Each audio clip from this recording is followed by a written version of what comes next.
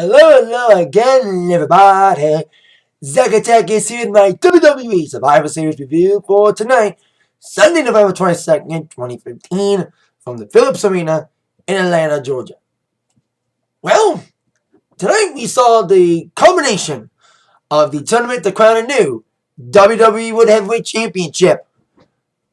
All hailed because of the fact that Seth Rollins got injured and forced to forfeit the championship. But I think WWE focused a little bit too much on the booking of the tournament because they forgot to book the undercard properly, including not booking a traditional Survivor Series match till late in the game a few days ago. Although we did get two, but we didn't know who was in it until later. And of course, there was the whole woman threat from ISIS that was taking over the spotlight for the last 24 hours. Whereas we all know now, it was a false alarm. The pay-per-view went off without a hitch. And with all of that being said, this Survivor Series tonight was decent. The ending saved the pay-per-view. The first three matches were good and exciting. The crowd was into it. But then the crowd got dead during the last half of the night. And then came the finals for the tournament. Kind of predictable. But as you see from our subtitle, WWE needed to do something big, especially if the crowd would turn. If the force-fed champion would be crowned. Thankfully, they saved it. And I think there's a common threat that one man in Money in the Bank, whether it's the briefcase or the match itself, is cursed to him. The Money in the Bank match in the briefcase screws him over every time. I'll kind of explain it as we get to main event later on. 6.5 this pay-per-view. It's because the first three matches was decent, the crowd was into it more. Full match, best Divas match on the main roster in a while. Not NXT worthy, but still wish the crowd didn't shit on it that much. Fifth match should have been and could have been a whole lot better. Way too short. The ending was way too sudden. The co-main crowd was the loudest doing that one. Main event kind of sudden ending of the match itself, but after the match was when the big payoff came for the fans hating on the predictability of the tournament. On to our first scenario, the pre-show match, which they didn't even name a pre-show match till tonight. There was rumors there was going to be Sasha and Natalya. Backstage rumors were flying about that, but we didn't get that. Instead, we got the first of the two. Yes, we had two traditional Survivor Series matches, which I didn't know at the time. There was going to be two. I was happy there was two. At least there was more than one, especially after this one. To kick it off, we have Stardust teaming up with Bo Dallas, The Miz, and the Ascension to take on the Dudleys, Titus O'Neil, Neville, and a little surprise, Goldust coming back. That's kind of a nice little surprise to have Goldust come back. So I thought maybe the Dudley boys would be in a match teaming up with the Usos and Ryback against New Day and Ascension. Well, I mostly gave away the second Survivor Series match. I'll fill in the blanks later when it comes to the second Survivor Series match and who they actually pick for partners. But this match to kick us off in the pre-show, it was fun. It was a fun opener. Although, like the tournament and its bracket, it was kind of predictable because all these guys are the heels are jobbers. You know what I mean? I think we should have seen the ending from a mile away when we saw who the heels were and who the faces were. And I was like, nah. But the match itself was still pretty fun. With Goldust looking good, getting his hands on Stardust, maybe they can finally have that match between Stardust and Goldust that they actually deserve. You know what I mean? They had a feud earlier this year that didn't have a great payoff at Payback, that shitty match they had. They could have had a good opportunity at Mania, but failed on that. Maybe they can finally give Goldust a proper farewell and have him and Stardust put on an epic match like they should do. It put on a feud they are destined to have before it got shitty earlier this year. So Goldust got the first elimination is they eliminate Victor first from the Ascension. With Goldust eliminating his big power slam move. But the Dudleys came back in full force, taking care of the Ascension's other guy, Connor. With a roll up, 1, 2, 3, pinning him. And then gave like a triple team. I like this triple team to eliminate Neville. That was the only nitpick. I'm sad that Neville was the only one eliminated from the face team. And he got Bulldogged. Then he got the Skull Crusher finale. Double team finishers for Bo and Miz. 1, 2, 3, Neville was eliminated. So we had the Dudleys, Titus. I think Titus should be eliminated instead of Neville. And we also had Goldust. So those are the 4 against. Came down to Bo Dallas, Miz, and Stardust. And then after Miz eliminated Neville, he got rolled up quickly by Goldust, and he got eliminated quickly. After that. And then eventually eliminating Kane. With Titus O'Neil delivering the classic of Titus to eliminate Bo Dallas. There's some decent little spots in this match. It was a fun opener, even though it's kind of predictable. With Stardust being the last one standing for his team. He was eliminated by the 3D from the Dudleys. And 1, 2, 3 victory for the team of Goldust, the Dudleys, and Titus being the sole survivors. 2.0, it was a fun opener, but like I said, kind of predictable. We saw the heels and so many faces. The heels are kind of jobbers, so. But it didn't drag the match. The match was decent timed and all. And it was a fun opener. It got the crowd into it before the crowd went dead for the later half of the night. So then we got the first match of the main card following Lily Garcia doing a national anthem in answer to the whole ISIS thing, which never happened. We kicked these off with the first 2 matches being the semifinals for the WWE World Heavyweight Championship Tournament. Kicking us off, kind of a bad way to start WWE. Roman Reigns coming out and getting booed out the building. I was like, man, oh man, oh man. Roman ends up winning the whole thing. Man, it's gonna get not gonna be pretty. So of course, Roman Reigns took on Alberto Del Rio in the first semi. Del Rio carried the match in my mind because Roman Reigns ain't that good of a wrestler. He's just a brawler.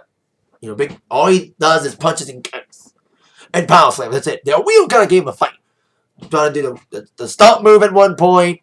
And even doing the cross-arm breaker, we haven't seen him do the cross-arm breaker at any point during his comeback. Unless he did it on SmackDown. I don't watch SmackDown. So he did get the cross-arm breaker at one point during the match. And he took everything. I think it was like multiple spears and multiple Superman punches to try to take down Del Rio. And of course, they were blowing on the outside to drive by. Big kicks from Del Rio in the match. Decent match. Decent semi.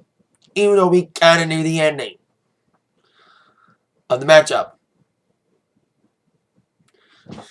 Wayne kept missing with his moves at one point, trying to connect. And the backstabber from Del Rio at one point. And it was a decent, like I said, Del Rio kind of carried the match. And after the cross-arm breaker attempt, which Roman got out of it, powered out of it, Del Rio trying to come back from that, came up the top rope, missed a splash, spear from Roman, and a 1, 2, 3 victory for Roman Reigns, advancing to the finals. 2.5. Just because of it was a decent match for what it was, even though predictability, but for what it was decent.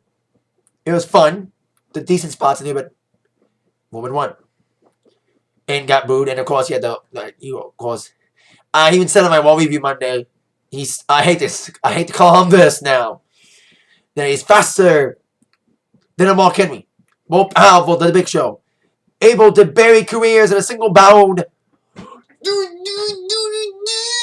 Super Waynes!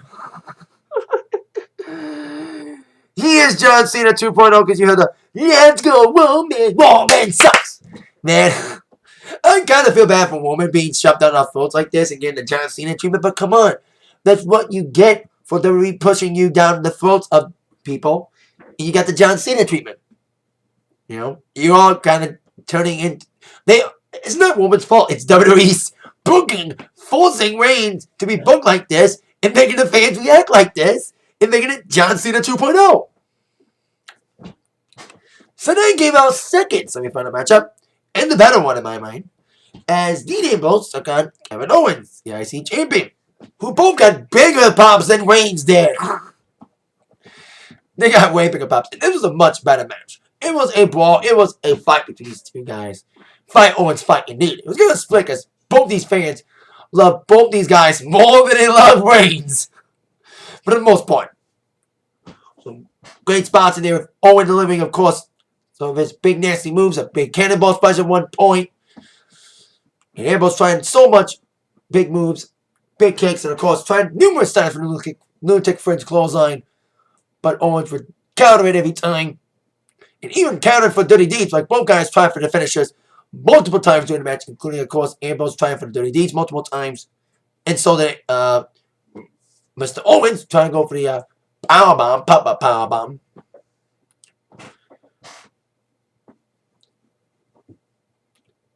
And then they did like a little spot off the top. Well, that was a cool little spot there that they did there. And it turned to a sloppy contest, another brawl on the outside. And another little Owens got a little feud building with Michael Cole for some reason. I do like it. He's taunting Cole. He always talks to Cole during his matches, so must be some little backstage web going on between Owens and Cole that's translating inside the ring. Inside the arena doing the show. So then Reigns' buddy Ambrose got tossed into the announce table by Owens. Owens was trying to go for his big move, the upper power bomb. And the kicks came in from Owens before Ambrose would deliver with the lunatic clothesline, setting up dirty deeds in the 1-2-3 victory for Dean Ambrose. 3.0 for this one. Like I said, it was like the better of the semifinal matches. Very fun and exciting matchup between both these guys. I knew this would be a better matchup, but both these guys are better wrestlers than Reigns. And we both carried each other instead of one guy carrying the other, like the Wheel carried the match for Reigns. So there we go with that. With the eventual semifinal match, the finals match we all kind of knew. Reigns against Ambrose. The two Shield brothers going head to head for the WWE Whatever Championship. Now on to our next scenario, which was the second of our traditional Survivor Series matches. I was hoping the New Day would be involved. I said also in my Raw review last week that we were days away. I was saying, what was more sadder? The fact we don't have a Survivor Series match yet, or the fact that New Day didn't have a match yet? Well, finally New Day was put in a match. As yes, the New Day did put on a Survivor Series match against a team that included the Usos. But instead of the Usos, Dudleys, and Ryback, it was Usos, Ryback, and Lucha Dragons. That was a nice surprise seeing Kalisto in there and Sin Cara. I love them. Wish they were booked better. I love them in NXT. Same with Ascension, who also were booked better. Going back to Ascension. Ascension's got a little feud going on with the Dudleys. Since TLC's coming up, we haven't seen a tables match yet with the Dudleys. They need to make this happen. Dudley Boyz, Ascension, tables match, TLC needs to fucking happen. So we have the Usos team taking on the New Day team. But instead of New Day teaming up with Ascension, it was New Day teaming up with Sheamus and King Barrett, who's been a tag team recently. And this was the battle of the Survivor Series matches. Even though the ending was kind of like a cop-out for the New Day, who was so dominant and didn't want to lose their dignity by being pinned out of the match. I'll explain it. It was a fun. There's like it's better than the first one. It was very fun. Great spots in this match. One of my favorite spots was when the Usos and Lucha Dragons all flew at the New Day and Sheamus. Then Ryback tried to fly. I'll give him A for effort. But the biggest talk in the match besides the action was Xavier's hair. Oh my god. Xavier always changes his hair a lot. Dyes his hair. Like he had a little he straightened his hair one time. And he looked like Prince from Graffiti Bridge. Look it up, kids. With that straight hair. But then he used that same straightened hair but put it up in a poof. although it was messed up later, it was still kind of cool. It was kind of funny. It is when the crowd kind of fell out of the night. With King Bear being the first eliminated of the match by Sin Cara following a big bump from... Like, Sin Cara got in the match a lot, but I wish Kalisto was in there more. You know, I wish Kalisto was in there more. But he did get his spot. He did get his great spot scene. But the Usos were trying to look good, especially to try to get a shot against the New Day. I think that's going to happen. New Day against Usos eventually for the tag titles. But one of the Usos was isolated in the corner by all the guys. But then the pin from Jimmy following the isolation from Xavier Woods and Kingston doing a double team move up the top rope sent Jimmy out when he leaving his brother behind. I think New Day had some problems with Sheamus being a partner. Because they were doing an opening promo, dissing the Atlanta teams, which is funny. And Sheamus, I love, like, New Day's fun, man. They really hone their characters. They didn't just change their clothes. Like, that's whatever. When they first debuted, it was like, all I did was change their clothes, but no distinct character traits. But then they're, like, really fun with the trombone. I love the whole unicorn thing now. Silly, but funny. That's what cool heels do. Silly heels do, like Edge and Christian. Like, they're called, like, the Lucha booties. Booty's a favorite word. But Sheamus was like, we're going to get jiggy on these posers. Sounding as white as he is. Like, making him sound more white than he looks. Making him really white by saying that. But then it really got interesting when Big E got some big moves in on Sin Cara. And then Sheamus blind tagged himself in, delivered a brogue kick after Sin Cara was down and out, and he got the victory for himself, eliminating Sin Cara.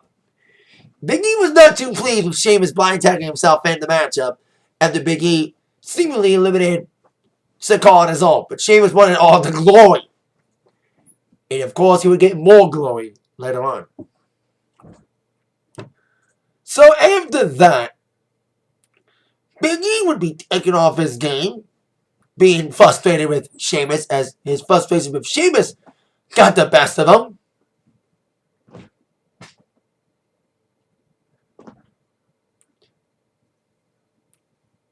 And then after Sheamus got taken down by Ryback, delivering a meat hook closed on to Sheamus, Kalisto got tagged in with big moves on Sheamus and also Big E, including a little hook Kawana move. But then after Kalisto did a big hook little hook Kawana on Big E with his knees down, Jay got the tag, delivered a big splash on Big E, and the 1-2-3 victory out for Big E. Now Big E was out, but Kofi and Xavier was basically still in. But after Big E was eliminated, so did they. They carried Big E out of the match, basically leaving Sheamus high and dry, kind of for payback for blind tagging. But it was kind of a cop-out. Like, I love traditional Survivor Series matches, but I also don't like them sometimes. There's pros and cons of Survivor Series matches. Biggest cons we've always seen like cop-outs. You know, DQs and countouts to save people from getting pinned. Like New Day, they're so dominant, but after Big E got pinned, Xavier and Kofi took themselves out of the matchup, leaving Sheamus high and dry. So the ending was written right there after New Day walked out. That kind of, like I said about the ending for this one, was kind of screwy. Because after New Day walked out, the ending was already written. Sheamus left on his own to get pummeled by Jimmy and Kalisto and Ryback. Sheamus did try his best from brogue kicks. He did try his best valiant effort from Sheamus, despite the numbers game. He did hook it to the faces, delivering 10 beats to the boundary, delivering the Celtic cross backbreaker. You know, try to get back in the game, try to fight for his own team, even though his partners ran him high and dry. But then the fight of Sheamus came down to an end as a numbers game, usually in New Day's favor, got to Sheamus, with his numbers game not in his favor. Getting the meat hook clothesline from Ryback. Then Kalisto got back in. Big splash, big super kick from Jay. Shell shock from Ryback, leading up to the 1-2-3 victory for the face team. I'll give this one a 3.0 as well. A 3.2. Deduct a few points for the ending with New Day coming out and saving themselves for not getting pinned in the match besides Big E. That's the only big letdown in the matchup. Was New Day finding a pussy way to get out. Which, I know they're heels and they're supposed to do that, but it's Survivor Series, man. So, there you go. These are fun Survivor Series match. Didn't like the way the New Day got themselves out of the match. Now, on to a match that I wish the fans would have been more into. This is when the crowd really faded off. They didn't give too much shits about this match. Charlotte and Paige for the Divas Championship. Whether they stand on their hands because they know the Divas division is not getting booked properly in the main roster, whether they stand on their hands because they're mad that Sasha Banks wasn't involved, or maybe they stand on their hands because of the booking for this feud in general, using Reed Flair's death as a cheap way to get cheap heat from this feud. They added out all mentions of that during the promo they aired for this matchup. So maybe that's why. But they cheered Paige a lot more. Wasn't it just Paige looked hot tonight? She looked all she's pale and all, but she had a lot of makeup on tonight. She had like red lipstick on, eyeliner. She looked hot tonight. I think this is the highest I've ever seen Paige. And she looked vicious. And this Divas match was violent. I just wish the fans would move into it more, because this was a brawl. This is probably one of the best main roster Divas matches in a while. Although, yes, like many, I still wish Sasha Banks was involved. And I said this for weeks. Broken record, but I'll get to that in a second. I don't know if the fans were more into this more, because this was a fun Divas match of just a brawl. They fall on the outside, Nancy spots on the outside, and Paige just looked vicious, and so did Charlotte. This whole Paige, even though, yes, cheap heat, and controversy surrounding using Reed Flair's death as a cheap ploy, for cheap heat. But it did bring out a dark side of Charlotte as well. She got nasty in the ring. She wanted to get her hands on Paige for everything that she's done. Both women tried their best in the figure four. With, Paige been dissing Charlotte because she got in because of her daddy, blah, blah, blah, blah. Charlotte did a figure four at one point, and Paige turned it over. And I just wish the crowd was more into it more. Weird to just rub the one way by Woman Reigns winning the semifinal. Like, the finals are coming up. We kind of know the ending of the pay-per-view already. Just get to it already. So we can just get out of here. Because we know what the ending was going to be. Man, that's why the fans got lost after that Survivor Series match. But like I said, this match was fun. Great brawl. Great action from both women. Paige tried submissions at one point. Like, both women tried submissions. Not just figure four, but Paige didn't do exactly the PTO, but did like some sort of submission. And focusing on the arm of Charlotte, nailing her against the wing post sometimes. But then Charlotte came back and gave her big chops. Her famous leg scissor move, and a kind of a variation of natural selection. Or she did do the natural selection on Paige at one point. But both women just brawling it out until, yes, the figure eight was locked in on Paige. And Paige had no other choice but to tap out. Charlotte retained the Divas Championship in a fun match that I just wish the fans didn't shut out on that much. Because it was fun. They were really nailing it, duking it out tonight. I know it's not as close to NXT as we know, NXT quality, but we're getting close, kind of. 3.2, because I like this. 3.3, should I say. Better than, probably, if there was anything good tonight, probably one of the best full-on matches of the night. As was the crowd was more into it more. And I was getting to it earlier, I'll say it now. I've been sounding like a broken record. I've said this on every one of my reviews. I'm sorry I keep saying this on all my reviews. But it needs to be said. Charlotte and Sasha needs to feud for the Divas title. Sasha's been put away and being underutilized. Because she's so good, man. She doesn't deserve this fucking treatment. She is the Dolph Ziggler of the Divas division. Gets no respect and gets fucking underutilized. And she's got so much talent, so much potential that he's just leaving her on the shelf to fucking die. And not pushing her. And not letting her and Charlotte put on the feud that they need to do to really rev up this Divas Revolution on the main roster. If we had it our way, like, I don't really know about when they should feud. They should feud now, but in my mind, I think they're trying to save Charlotte and Sasha for WrestleMania. Now that's a Divas match I'd love to see at Mania. High up on the card, if they book it right, if they make the feud right, if they don't do any cheap ploys to get cheap heat, if they really put their time and effort into it, Charlotte and Sasha would kill it at WrestleMania. I'm calling it right now. I'm making my bold prediction for 2016. My first bold prediction for 2016. And I was bold before, and I predicted that Seth Rollins would cash in money to make it Mania, which I was right on.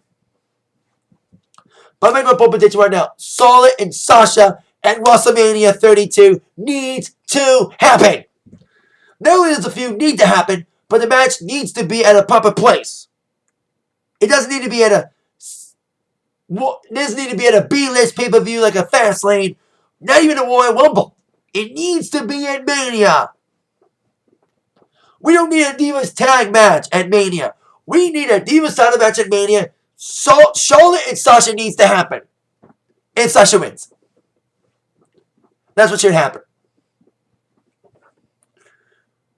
Speaking of two men who should be at Mania in a rematch, especially after this match, the way it went, Tyler Breeze and Dolph Ziggler. On paper, this match looked so good because these two guys are kind of equals. You know, they both got the pretty boy attitude, the pretty boy looks. Dolph's more hard-edged now with the whole metal love. I love these wearing the Motley Crue shirts and not being shy about his love for heavy metal in Motley Crue, which I'm a fan of Motley Crue too. You know, and these guys are really good performers, really good wrestlers. So on paper, this match should have been awesome. In reality, this match was way too short and way too sudden of an ending. This match was just the biggest disappointment of the night. Because this should have been so much better. And it was for a point. You know, both guys were taunting each other. And some great spots, some great back and forth action. Both guys, Dolph trying to set up for the Famouser. And some holds, some submission holds, some breeze. Both guys were just brawling. And I think there was like a back and forth pin sequence that was kind of cool. Dolph kind of botched it. But he recovered quickly. But then the ending was so sudden. After that quick exchange of the quick pinfall, quick near falls, Breeze nailed Christian's finish on Prettier. And the 1-2-3 victory, it just came out of nowhere.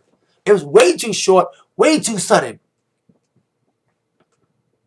2.0, just because it deducts a lot of points for being too quick and too sudden. Hopefully these guys get a rematch, because this match did not showcase them properly.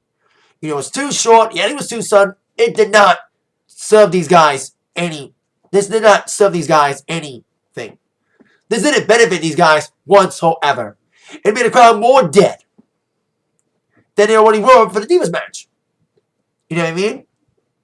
So, basically this match did no guy either favors tonight. I don't think it'll rematch in a better match. Maybe a step of TLC.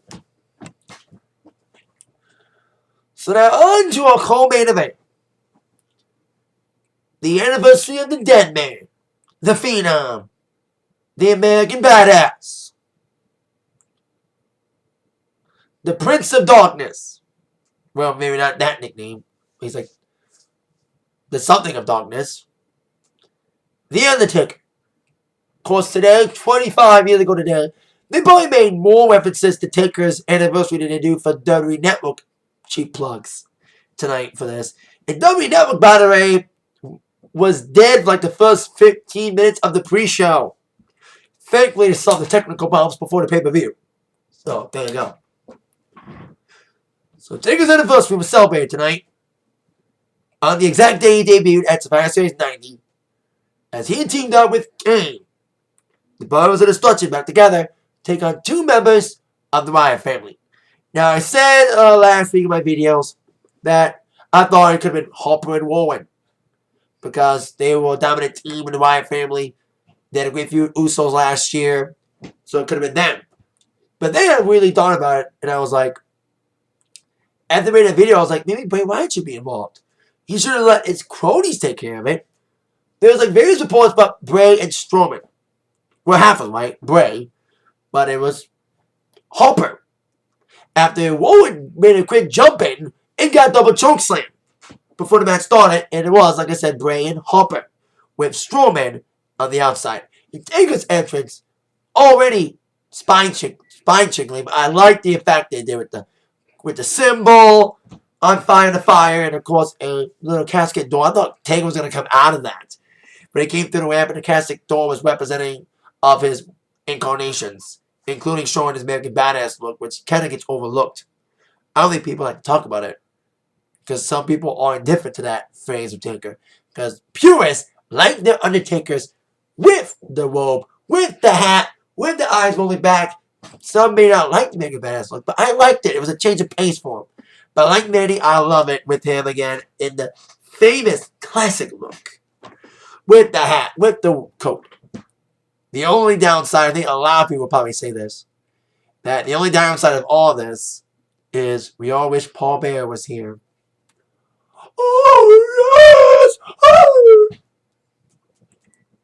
I wish Paul Bearer was here to witness the anniversary of my Undertaker! Oh!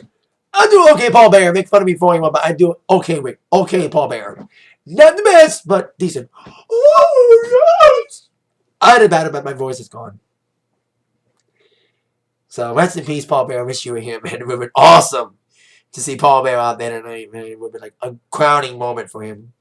But I know he's looking down tonight, and he is proud, looking down from the heavens tonight. He's probably proud up in heaven, man. He's got a great seat up there, man. He's proud of both Taker and Kane, but more proud of Taker in his anniversary. So with this being a co-main, the crowd got back into it. After being dead for the last 2 matches, they came alive for Taker. You know, come on, it's fucking Taker. Finding his first Survivor Series match. Maybe someone could correct me, but I think it's Taker's first match in Survivor Series in maybe about 5 years. Because he always fought like once a year at Mania. He fought more this year than any other year. He fought at Mania, SummerSlam, Hell in a Cell, and Survivor Series. It was just a brawl. It was a brawl. Bray Wyatt looked good, and so did Harper, but of course, Kane and Taker had to look better. Kane delivering all of his big moves and choke slam and the clotheslines. Taker, big leg drops. Old school. He teased it once, but then he finally did it after this first attempt got thwarted. He did it. And then brought on the outside with Kane and Wyatt, and the momentum shifted when Strowman got involved and tossed Kane over the announce table. And Taker just eyeing him down, wanting revenge on Strowman, which he would get redemption. He would get total karma payback from Taker and Kane later. So then Bray Wyatt and Harper got advantage in their favor after Strowman got involved, taking Kane over the announce table. Kane got isolated by both Harper and Wyatt in the corner. There some big kicks and right hands. Even at one point, Wyatt setting up a Sister Abigail. But then Kane would counter. They get the hot tag to Taker. Covering some big clotheslines, some DDTs, leg drops, and then ball on the outside. From Bray and Harper sending Taker out there. Then Strowman got involved again. But he got double choke slam from Kane and Taker on the Spanish announce table. That was one of the exciting spots in the night. It was kind of cool seeing most of the spots like that.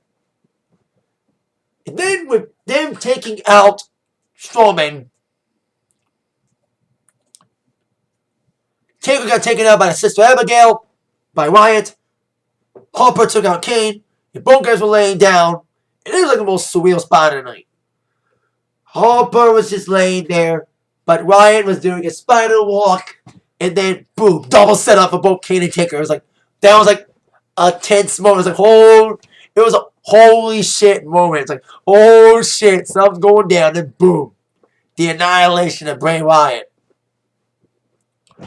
With a double choke slam to both Harper and Bray, setting up the tombstone on Harper, the 1-2-3 victory for Undertaker and Kane. Now, this would have been a great moment for the Wyatts tonight. You know, they take down Taker and Kane and really get over. They've been up and down with the booking lately. You know, they looked really good kidnapping Kane and Taker. after Hell in a Cell, and at Hell in a Cell, they looked strong in that position. And it would have been a great moment for them to get over, especially at Survivor Series. But they kind of became their simple comedy foils like they did. They basically played the same role as they did during their feud against Roman and Ambrose. Just the foils to get thwarted. Just simple feeds just to get thwarted by the bad guys and not have any taken down by the good guys with no chance at all. But, as much as I wanted Wyatt to win, just decided to be a purist attitude era mark that wanted to see Taker win. He needed to bounce back from losing to Brock Lesnar in a vicious Hell in a Cell match last month. And it was his anniversary. They were not going to let Taker lose on his anniversary. It would suck the crowd out more than they would if Roman Reigns would win the championship tonight. If Taker would have lost. They would have get as much reaction. Like I said, if Taker would have lost tonight, the crowd would have booed it, and then Reigns was after that. So they didn't want to get double crowd booing. So Taker Kane had to get the victory. 2.3. It was just a decent fight. It was kind of exciting, but I just wish Wyatt. I love both guys. I love both teams. Wyatt would have benefited better because they're working every night. They're not part-timers like Taker and Kane are. It would have really benefited from a huge push to get over from Taker and Kane. Their time may come if he doesn't mess it up even further for him after them losing most of the time. Losing the Reigns and losing the Taker. But on the other hand, it's kind of cool to see Taker get a win on his 25th anniversary. Now on to our main event of the evening. The finals for the WWE Heavyweight Championship. Roman Reigns against Dean Ambrose. The members of the Shield colliding for the championship. And for a while, it was good. It was a fun matchup, to say the least. Both guys were just brawling it out. They took friendship aside and just really beat the crap out of each other. Of course, the fans, all saying Ambrose aside. Let's go Ambrose, Roman sucks. And Roman sucks. Really, really booing Roman to hell. So, there was a lot of predictions flowing around, not just from me, but a lot of wrestling fans that, like at the last Survivor Series, that there was a tournament to crown a new champion back in 98. We were hoping to see a heel turn and have someone join the Authority tonight, like The Rock joined the Corporation when he beat Mankind for the WWE Championship back in, like I said, the Deadly Game in 98. We didn't get that exactly. So I thought maybe we'll get the referee knocked out, and then Triple H would come out, and one of them would turn heel. But it didn't go down like that. It was kind of an uneventful ending. So with both guys going for the big moves, I think there was one spot where they're going up the top rope. Ambrose was trying to slam Reigns on the top rope. And Ambrose botched the landing, but Roman did sell it well. But then, of course, there was one spot when Ambrose was on the top rope. And then he got Superman punched in midair by Reigns. He got speared at one point by Reigns. And also trying to set up his lunatic French clothesline. It was just a fun match until the ending. Like the Ziggler Breeze match, kind of a very sudden ending. And kind of an anticlimactic ending. With Ambrose moving some big moves and crowd in his favor. Reigns got the spear. Sudden ending, 1-2-3 victory. The predictable has happened. We all saw it coming, and unfortunately, it came. Roman Reigns became the new WWE Champion. And the fans, as we all expected, shat on it. It was Royal Rumble Part 2 all over again. I was like, they needed to make Ambrose the champion because the crowd was already shitting on Reigns earlier tonight. And they knew if Reigns would have won the championship, they knew the crowd was going to really shout on it. Boy, oh boy, did they. And the ending was anticlimactic. Way too predictable. Ain't no big turn. You know what I mean? I always say that one of the biggest cuts of WWE sometimes, when WWE has a big opportunity to do something shocking and something big to really hype things up, they fucking fail. There was times I was like, for example, I remember when John Cena was in a match against John Laurinaitis. And I thought we were going to see Brock Lesnar get involved. No, Big Show came, stupid ending. They didn't do something shocking. They had a chance to do something shocking, and they fucking did it. Especially, there was a big difference from last year's Survivor Series ending, which had a great ending with Sting's debut. It shut down the Authority. So seeing Reigns win and the fans shitting on it, it was like, oh man. The ending we all knew was going to happen, but fuck, man. We didn't see a turn. Like, if Roman Reigns would have turned, or Ambrose would have turned, it would have made this a whole lot better. But no, it didn't. For just the Ambrose Reigns match, 2.2. Because of the ending being so anticlimactic.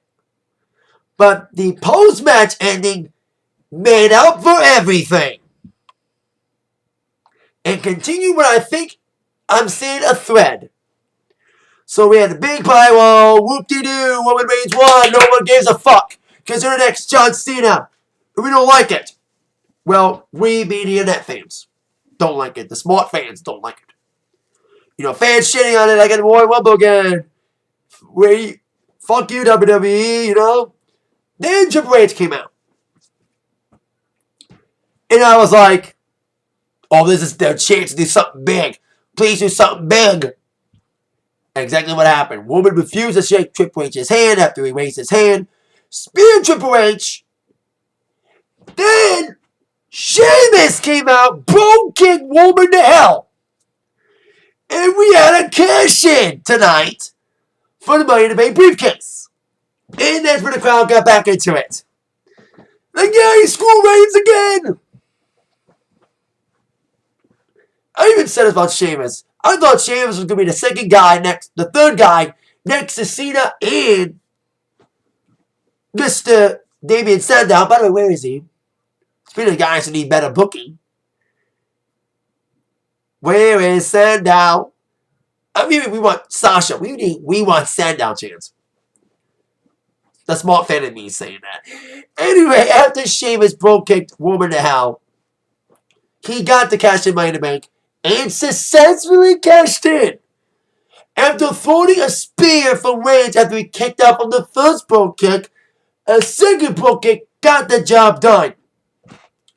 And 1, 2, 3. For the third time this year, Roman Reigns got screwed over by the fans hating on him, and more importantly, got screwed again by the Money in the Bank.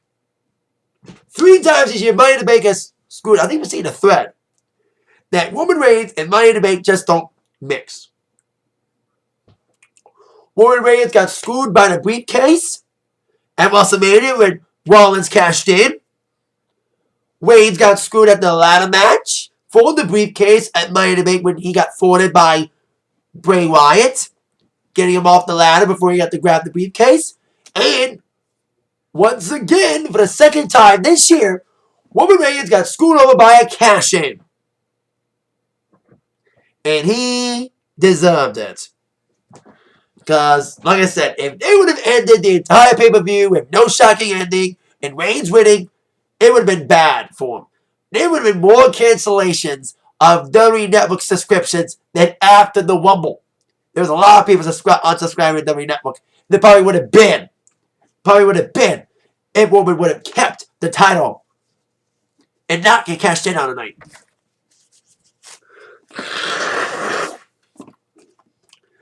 WWE needed to do something big to save this. Especially, they didn't want another Royal Rumble ending. We were close to it, with the fans shitting on it. But thankfully, Sheamus, of all people, we make fun of you, Sheamus, for all we want. We make fun of you for your hairdo. But thank you, Sheamus. I bet you're going to get thank you, Sheamus chants tomorrow at Raw in Nashville from the fans cheering at the fact that Roman Reigns got screwed over again. But Reigns will be champion. He has to be. You know, he keeps build up. You know, keeps getting close, and keeps getting screwed out of it. Maybe he's not destined to be champion. Maybe he wants to be champion, but never will because the fans hate him. You know what I mean? He's been thwarted 3 times now by Money in the Bank. You mean just that name is cursed to woman. You know what I mean? So there you go. Sheamus cashes in. Woman gets screwed again, and we love it. You know what I mean? Because the fans were shitting on the ending again. Then we need to do something shocking to get the fans from booing Reigns. Well, they cheered more when Sheamus cashed in, so there you go. See what happens on War tomorrow.